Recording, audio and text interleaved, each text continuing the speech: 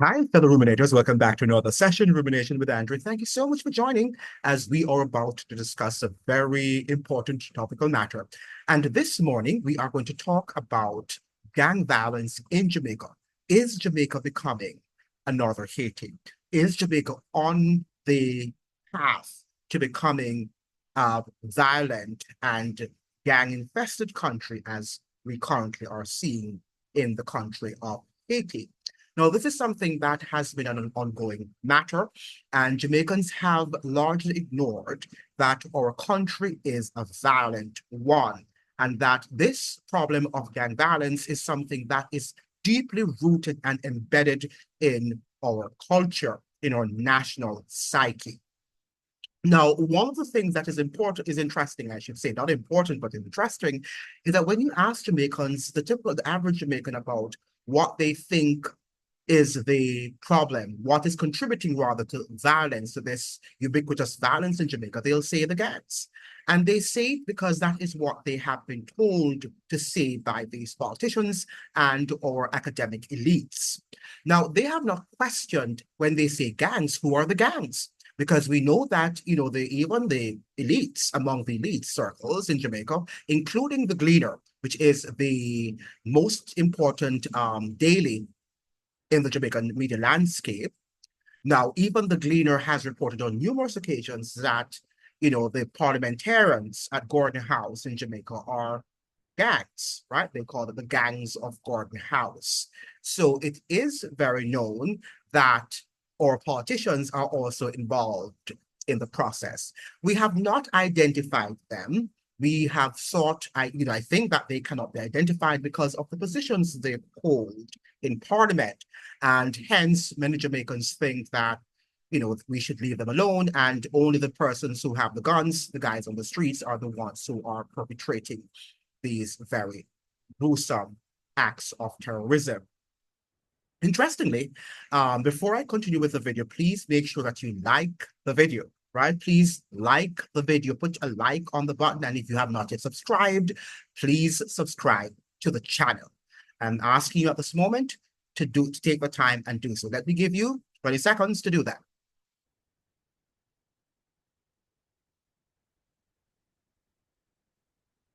Thank you so much for liking and subscribing for those who have, so for those of you who have not yet subscribed. Now, the Observer this morning is coming with a news item that of a deadly murder on the Waltham Park Road or Avenue in Kingston, Jamaica. And that took place, I think, on Monday, I believe. It says that the title of the article is Weeping in Waltham Park as Gangsters Clash Leaves Six Dead. Six people dead on Waltham Park Road.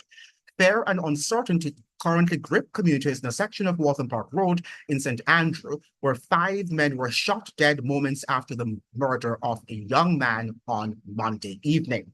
The first man killed was identified as a 25-year-old David Martler. The identities of other victims, except for Robert Henry, were not released up to press time.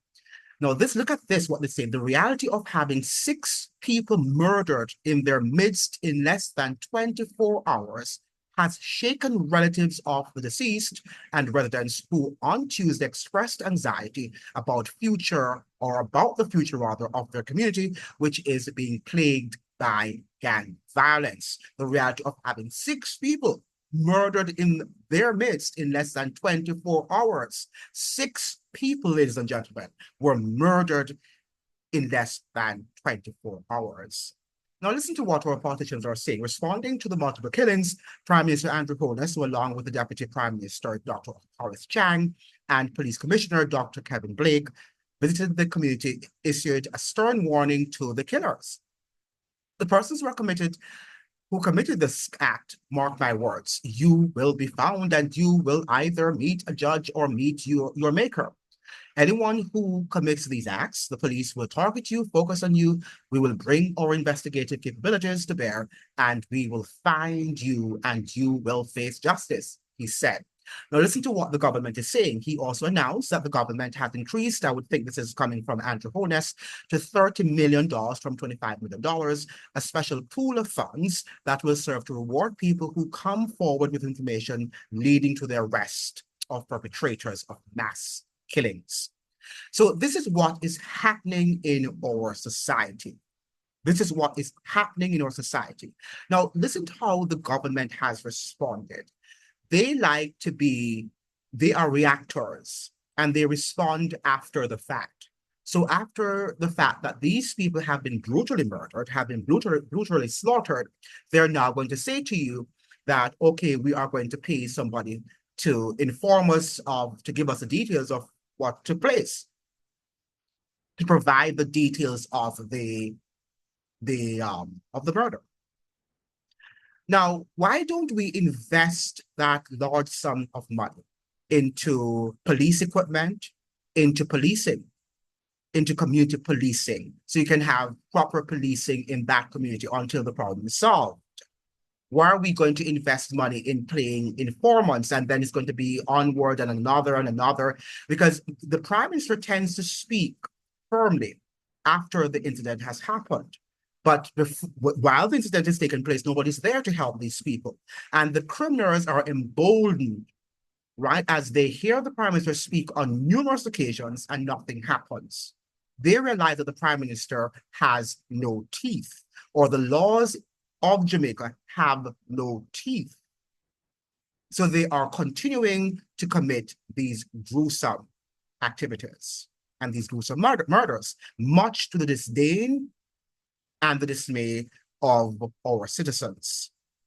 We've got to take a grip of what is happening. We've got to really examine deeply how these gang-related violence are connected, and perhaps are connected even to our political, domain or politics. We've got to look at that. Now, listen to what I understand, that based on what is happening in Waltham Park Road, or on Waltham Park Road, this seems to be an ongoing matter.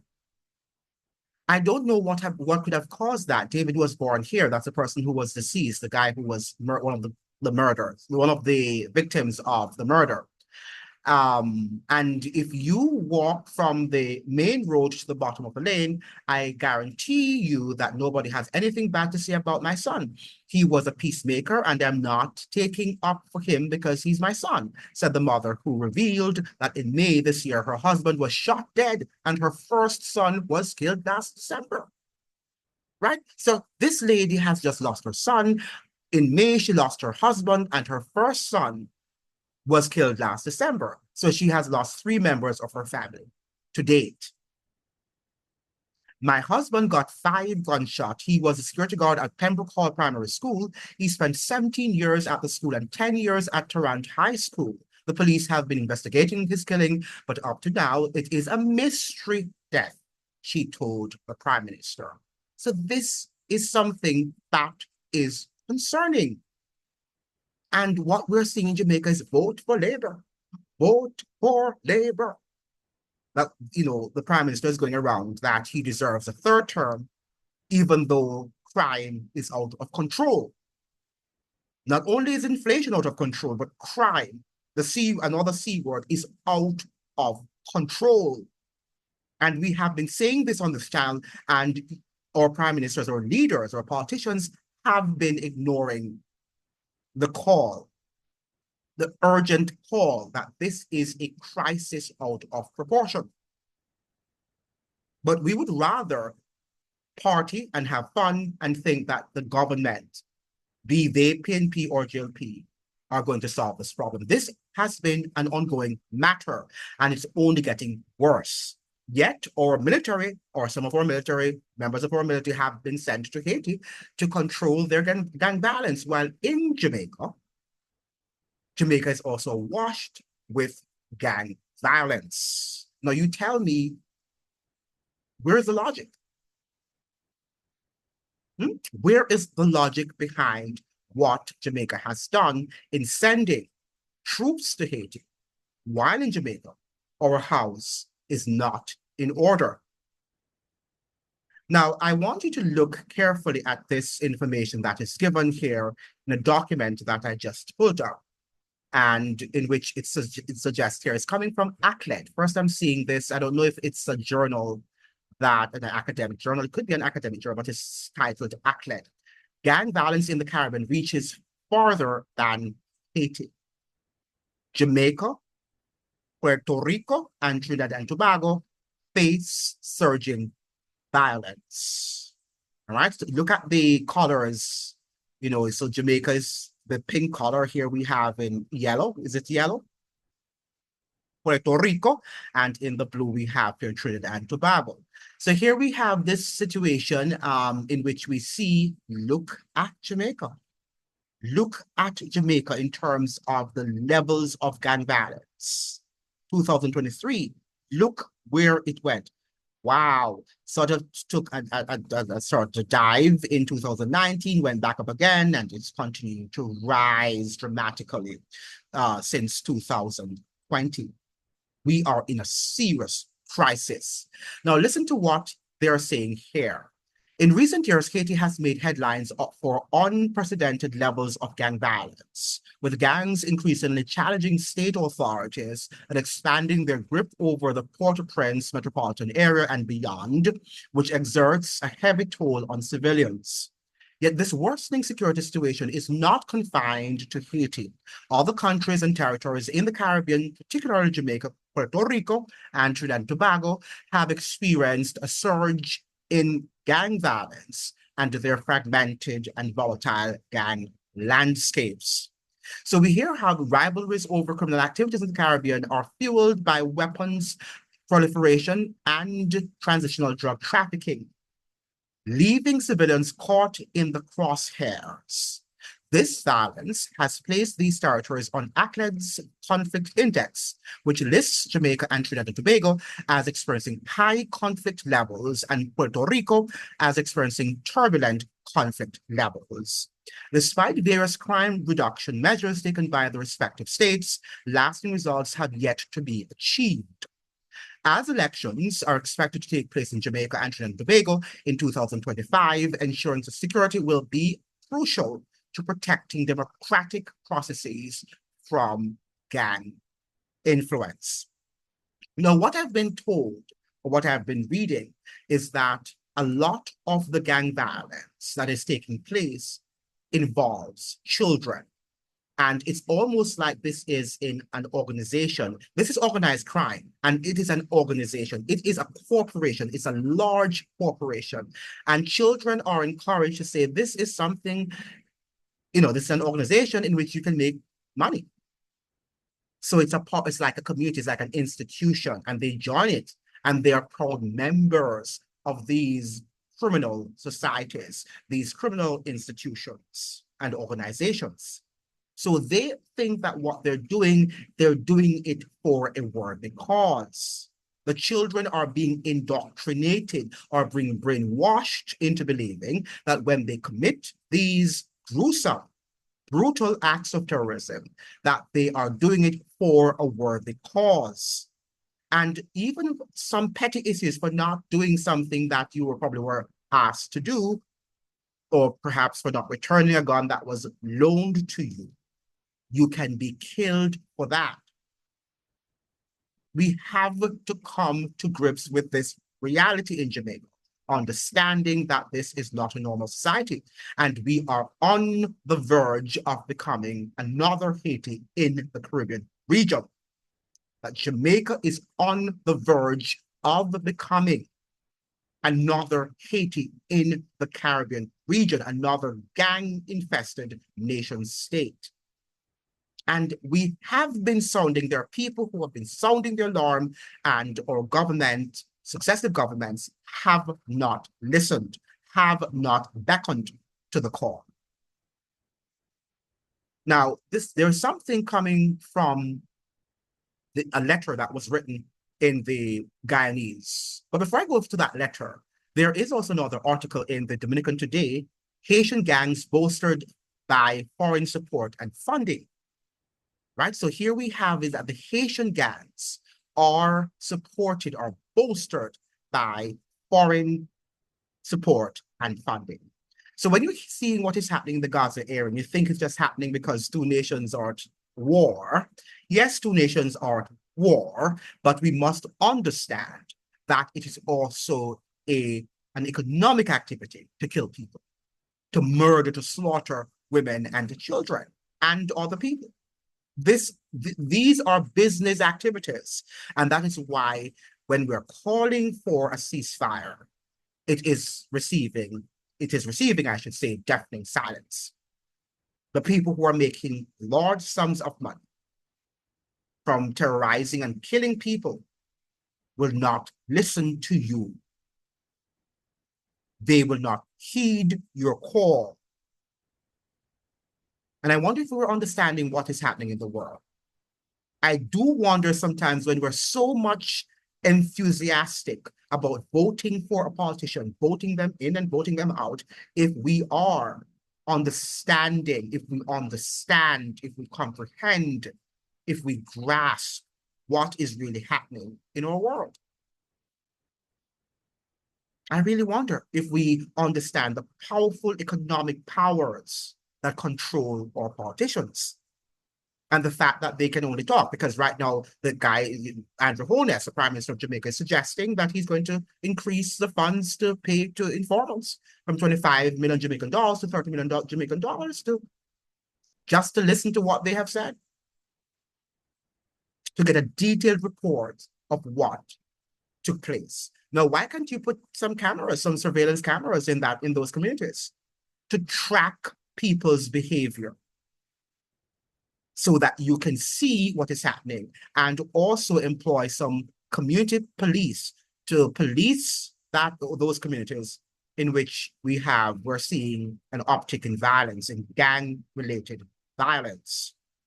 Now, this is coming from the Dominican Today. Let me share my screen so that you can see what is coming here and what the sociologist is saying. And he seems to be an academic, right? So this is the sociologist. Not sure his name. The papers did not report who this guy is, but maybe we'll see it in the reading. The rise of Haitian gangs began between 2018 and 2019 amid anti-neoliberal protests, particularly against rising fuel prices. Now, for those of you who do not know, the anti-neoliberal protests were because the IMF wanted to impose stringent policies on Haiti. And as a result of that, the prices of gas and other things, basic items, would have soared. And Haitians protested against these very austere IMF policies. Note how the IMF and their policies can also be related to an uptick in gang-related violence. Now, according to sociologist and historian Lautaro Rivera, his name is not Rivera, but Rivera. Speaking on the program El Dia, Rivera explained that criminal groups gained significant territorial control during this period, bolstered by foreign involvement, including U.S. Marines, mercenaries, and operatives from countries like Serbia who introduced advanced weaponry and technology. Rivera noted that these external forces facilitated the organization and empowerment of gangs, uniting previously antagonistic groups under centralized leadership. He emphasized that the firearms used by Haitian gangs are exclusively US-made, entering Haiti through ports in Florida. Today, gangs control 80 to 85% of Haitian territory, including much of Port-au-Prince, creating a severe crisis. Rivera characterized this as a paramilitary phenomenon, an instrument for territorial control rarely seen to this extent in the region. So the Caribbean region is headed by gangs. And these gangs are vicious gangs, and they're trained oftentimes by foreign agents, those who specialize in terrorism. And notice where he says, the sociologist and the historian has mentioned that the guns are coming from. We all know that they're coming from the United States of America. Yet the United States suggests that it is there to control gang-related violence. Yet it does not desire to stop the trafficking in arms from that country into the region. So hence the irony, the hypocrisy. And we have not yet begun to understand the hypocrisy. We have to unmask this hypocrisy if we are going to understand, if we are going to unmask, as it were, the situation of gang violence in the region, particularly in Jamaica, because I showed you the bar chart, and our gang violence or gang related violence is actually out of control. Now, there is a letter written to the United States regarding Haiti and what is happening there. I can't read you all the letter, but let me read you. They're suggesting that the United States needs to take responsibility for what is happening in Haiti. And they cited the historical, foundation, background into US involvement in Haiti, and the fact that it is not there to terminate the violence that is happening there. It's in fact it's actually supporting the violence that is there. Right? And for you to understand why, you have to read your history. You've got to look at what is happening in the world. You've got to stop listening to these media houses at the CNNs and the MSNBCs and the Television Jamaica and the CBM. You have to stop listening to these news sources. They are not educating you. And the more I talk to people, they're challenging you and they don't know what they're talking about because they are giving you information based on what they have heard or they have read from these mainstream sources, which are not helping you to understand the realities of the world. And I say the harsh realities that confront our world. Okay, now let me just look here at this particular article that was published in the Guyanese newspaper. We, the undersigned, write as dedicated citizens, advocates, and steadfast allies of the Haitian people, compelled by deep concern over the United States' persistent orchestrating interference and undermining of Haiti's political and social fabric. This letter is a call to action, a profound appeal for the U.S. to reconsider its approach to Haiti and to acknowledge the extensive harm that both past, present, and ongoing U.S. interventions have inflicted on this resilient nation. Right? Now, listen to what they're saying here. Many Americans may not fully appreciate the profound impact of Haiti's 1804 revolution on the United States. Let me see if I think I've missed it. Yeah, on the United States and the wider Americas. America's history is, in fact, deeply intertwined with Haiti's. The Louisiana Purchase of 1803, a landmark agreement with France, came directly in the wake of Haiti's victory over Napoleon Bonaparte's forces. Haiti's successful defense against Napoleon in Haiti and Saint-Domingue. I'm always, that's what we call at the time Santo Domingo also, but this is the French word for Santo Domingo, compelled him to abandon his ambitions in the Western Hemisphere, prompting the sale of Louisiana territory to Thomas Jefferson. Now, for those of you who don't understand, during the Haitian Revolution, France was weakened, and because it sent the large majority of its troops, and they were defeated by the Haitian army and slaves who were there, who fought tooth and nail to be freed, right? So that they could gain their freedom, their liberation.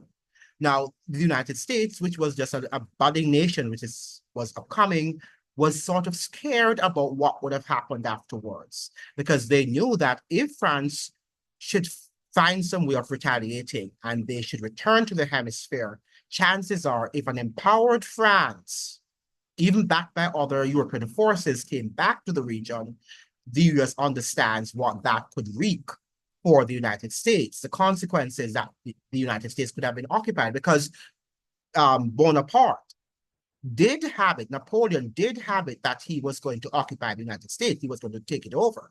Of course, they had the Louisiana territory that they had there. It was there, it belonged to the French. So it was possible if the Haitian Revolution had been lost, if Haiti's revolution was not successful, that Bonaparte, that's Napoleon Bonaparte, would have confiscated the US territory, the 13 colonies, which would have ended the US experiment in democracy.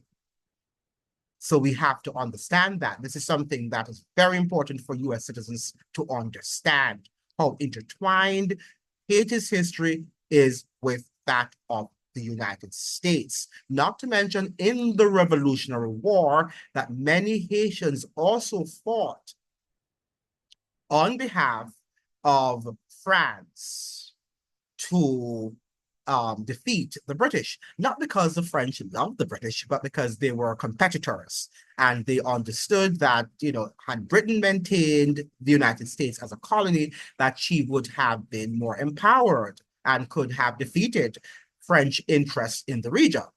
So they were not necessarily allies, but they had a common enemy, which at the time was Britain. Now, this vast territory, I hope you understand that sort of brief historical explanation.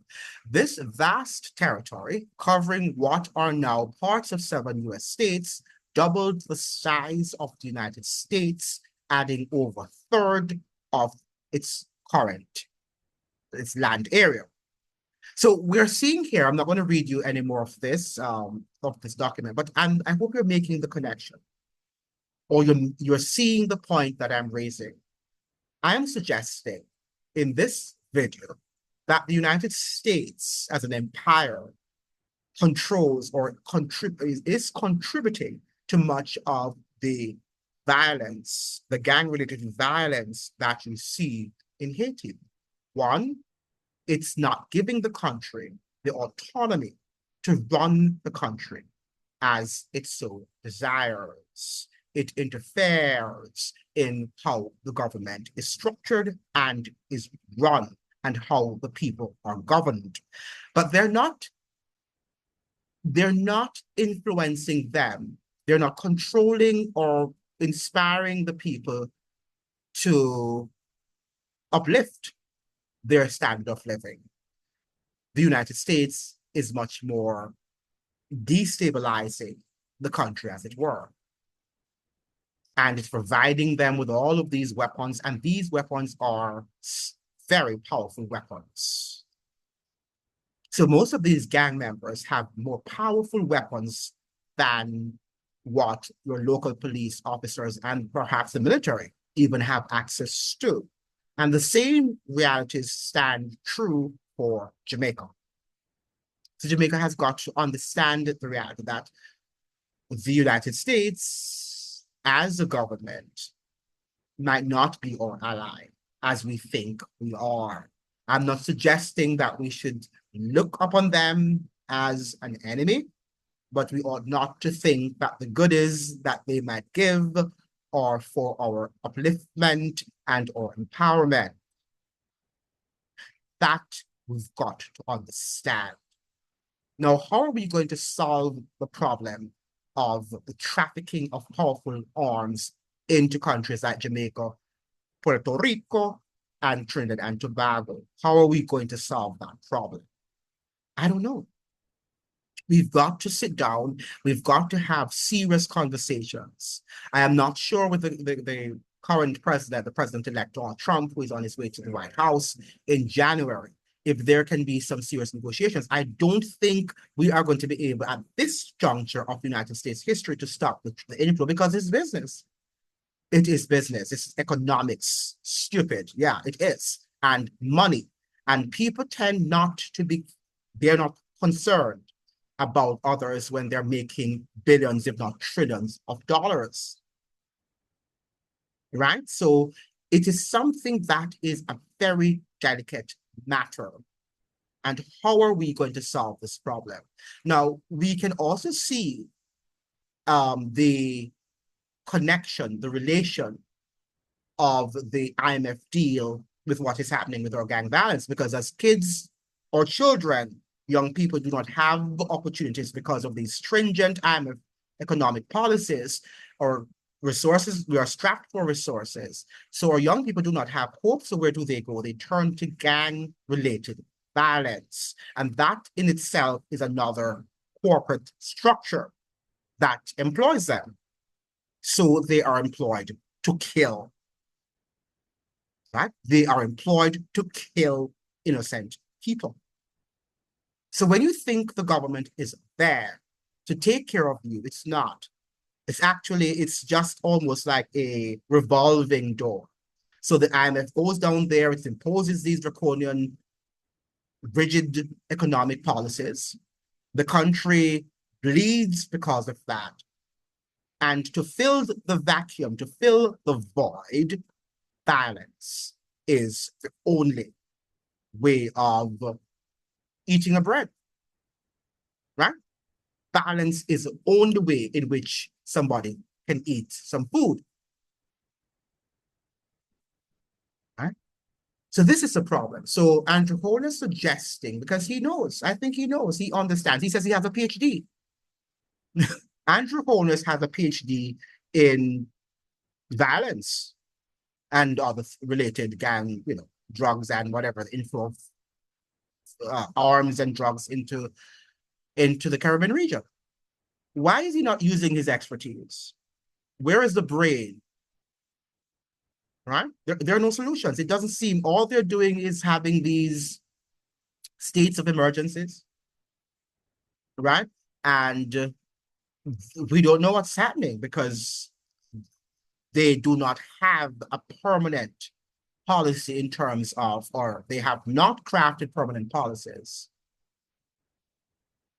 in terms of dealing with gang-related violence. And I've been preaching on this channel that something has to give. Something has to give. And this particular mother, she lost her two sons and her husband. Was it her husband, I think? Yeah. Right? A security guard who worked at the Tarrant High School and also the Pembroke Hall High School. And she lost him earlier this year in May. And now to have lost, and she lost her first son last December, 2023, lost her husband in May of 2024, and has just lost her second son some days ago. What society is that? What society are we nurturing?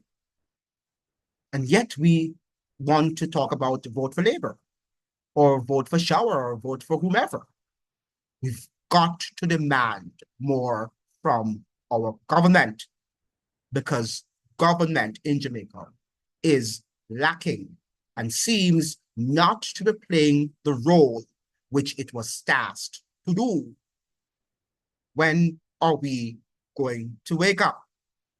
Thank you so much for joining. I hope that you like and you share and subscribe. Remember now that subscribe to the channel. Let's grow and let's begin to have more enlightened and more cultured discussions about topics happening in Jamaica and around the world. Thank you so much. All the best to you. See you then. Ciao.